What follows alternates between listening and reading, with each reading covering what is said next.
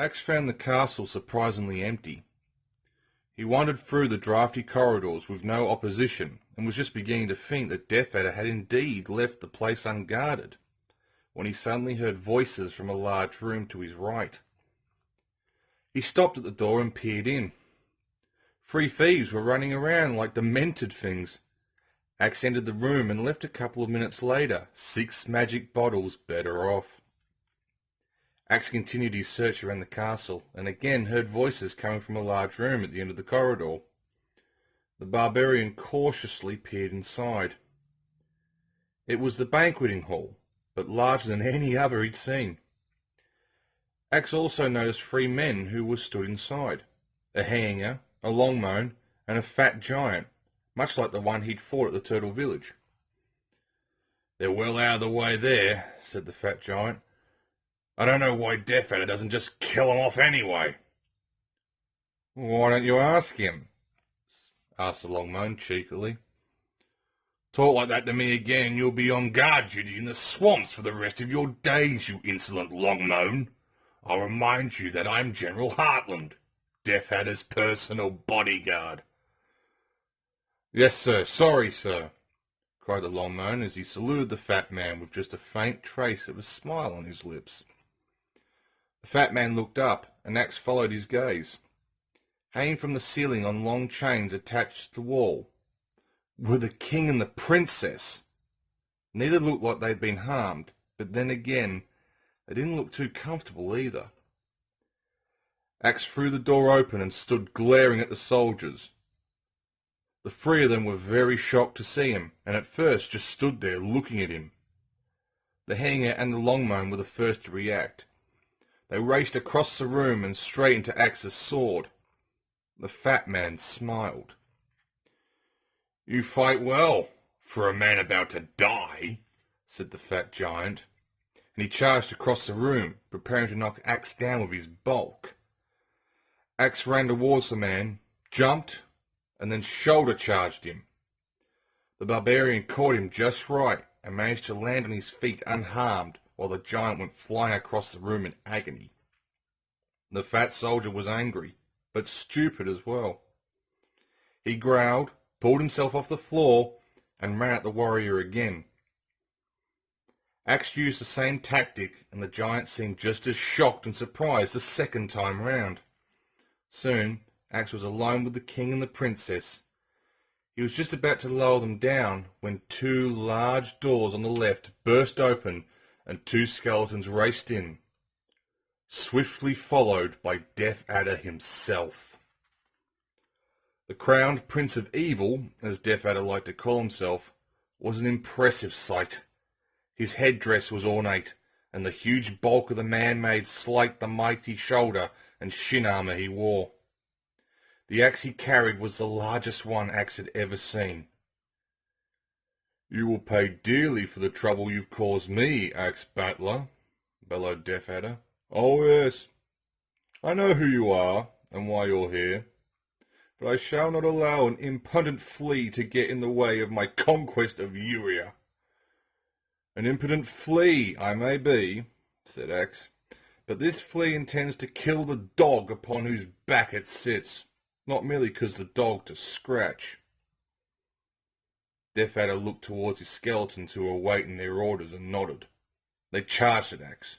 One leapt high into the air with its cutlass, and Axe only narrowly avoided the blade as it descended at lightning speed. Skullcrusher caught the skeleton on the way down and knocked it to one side. Axe span Skullcrusher above his head and sliced at the other skeleton as it reached him. With both skeletons down, but not yet out, Death Adder leant towards the ground. Yellow sparks leapt from his hand and then shot across the floor. Axe was too slow. The magic hit him with a terrific force and knocked him off his feet. The skeletons came back with their counter-attack before Axe had time to recover. They stood on either side of him, slashing away with their cutlasses.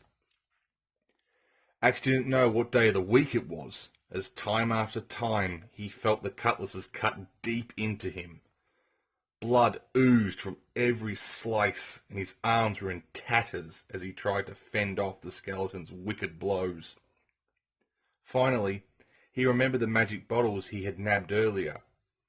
He thrust his hand into his pouch and pulled them out. The first thing he felt when the volcano arrived was relief. Relief from the relentless attack by the skeletons. Axe didn't allow himself to feel the joy of relief for long, though. As soon as the effects of the magic wore off, Death Adder rose to his feet and began chuckling. The skeletons were dead and gone all right, but Death Adder was still at large. The evil lord placed his hand near the floor once more, and the yellow sparks raced towards Axe. He was much too slow to react again. The yellow sparks hit him, and the barbarian fell as if he was being torn apart. Every single nerve, every single bone, every single muscle, and every single vital organ seemed to be screaming with pain. Axe wondered when he would pass out. He was beginning to think that it would be better to die than bear this intense agony, when, suddenly, the attack stopped. Death Adder chuckled again. The chuckle of deep satisfaction when after a hard battle you realise that the opposition are completely defeated and all that's left for you to do is decide how quickly to finish them off. He began walking slowly towards Axe, who lay on the ground, severely injured and unable to move. Death Adder raised his axe. As Death Adder raised his axe to administer the killer blow, he smiled. A scream from high in the roof, however, caused him to hesitate, and that was all Axe needed. He rolled out of the path of the now falling axe, darted between the Lord's legs, and stood behind him. He swung Skull Crusher with all his might, and the force knocked Death Adder to the ground. Axe wished he could have turned to the princess and thanked her for her timely scream, but that would have to wait. Death Adder got to one knee, and Skull Crusher found its mark on the side of his head. Death Adder groaned and fell backwards to the ground once more. He slapped his hand on the ground, and the yellow sparks flew across the floor towards Axe. Axe had learnt his lesson by now. He jumped as soon as Death Adder had slapped the stone. The sparks flew harmlessly under him and seemed to die out almost immediately. Axe used the jump well and once more struck Death Adder as he was trying to get up. Death Adder was far from finished yet, though. As Axe moved in for another blow, the evil lord swung the axe he still held in his left hand and caught Axe in the legs. Axe fell heavily and then struggled to get to his feet. Death Adder was up before him and swung his axe once more. Axe ducked the blow and charged towards the figure. He caught him on the arm unintentionally, but it did the job. Death Adder was knocked back again. Axe then moved around behind Death Adder and lifted Skull Crusher above his head. The sword began to spin, and just as Death Adder rose to his full height and turned to strike at Axe, Axe swung. Skull Crusher sliced right through Death Adder, cutting the giant figure in two. The glass in every window in the room shattered with the intensity of Death Adder's final scream, and the silence that rushed in a few seconds later was almost too much to bear. Axe breathed deeply and ran across the room to where the king and princess were chained. He lowered the pair individually, first the princess and then her father. She ran and embraced the king. Both looked well considering the ordeal they had been through. "Accept my utmost gratitude for our rescue," said the king.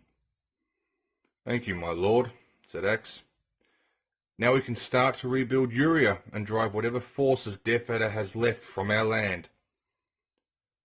The king looked solemn. He put his arm around his daughter and looked sadly at Axe. "I thank you for your courage, young man, for you have rid us of the hideous Death Adder. But I have a feeling this may not be the end of the story.